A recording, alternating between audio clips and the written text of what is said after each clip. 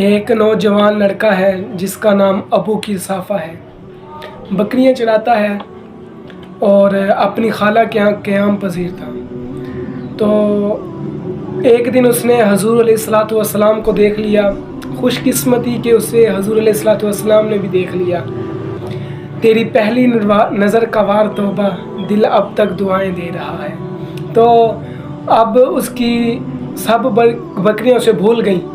وہ بکریاں چراتا ہے اور چراغاہ میں چھوڑتا ہے اور آ کے حضور علیہ الصلوۃ والسلام کی مجلس میں بیٹھ جاتا تھا۔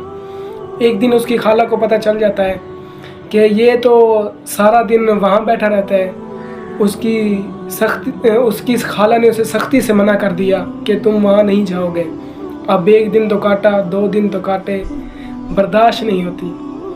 تو اس نے آ کے اپنی ماں کو اور خالہ کو بٹھا کر ابو قرصافہ کہنے لگے، نوجوان لڑکا ہے، کہ میں تمہاری بات مان لیتا ہوں، نہیں جاؤں گا، لیکن ایک بات آپ میری مانو۔ انہوں نے کہا کیا؟ تو انہوں نے کہا ایک بار میرے ساتھ چلو تو صحیح، اس کے بعد آپ نے روکا تو میں رک جاؤں گا، ایک بار میرے ساتھ چلو تو صحیح۔ تو انہوں نے کہا ٹھیک ہے، ہم چلے جاتے ہیں۔ حامی بھر لی انہوں نے۔ خیال تھا کہ ٹھیک ہے، اس کے کہنے پر ہو آتے ہیں، اس کے بعد اس کی بات پر زور بھی دینا پڑے گا، شرط بھی اس کی پوری ہو جائے گی۔ اب ابو قرصافہ اپنی ماں کو اور خالہ کو لے کر حضور علیہ الصلوۃ والسلام کی دہلیز پر پہنچا۔ کچھ دیر بیٹھے، واپس چلے، تو اسے بے چینی تھی کہ یہ کیا بولیں گے اب، تو کیونکہ اس کا مستقبل اسی پر لگا ہوا تھا۔ اس کے دل کی دھڑکنیں تھم رہی تھی کہ میری ماں، پتہ نہیں کیا میری ماں بولیں گی۔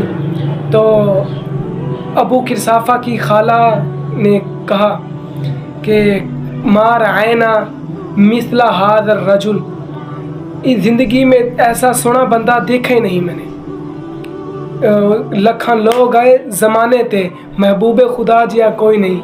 لکھاں لوگ آئے زمانے تے، محبوب خدا جیا کوئی نہیں۔ لکھاں سونے بن بن بیندے نے، او دی خاکے پا جیا کوئی نہیں۔